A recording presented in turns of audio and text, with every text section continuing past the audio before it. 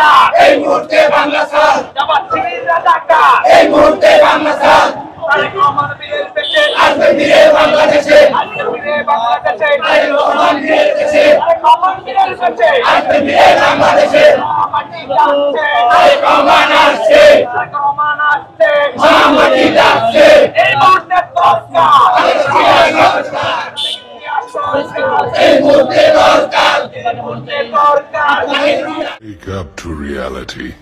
নাম উঠে আসছে সেই প্রতিবেদন আমি কয়েকটা পত্রিকা থেকে কালেক্ট করে আমি আপনাদেরকে শোনাচ্ছি। এক নম্বরে বাংলাদেশ আওয়ামী লীগ।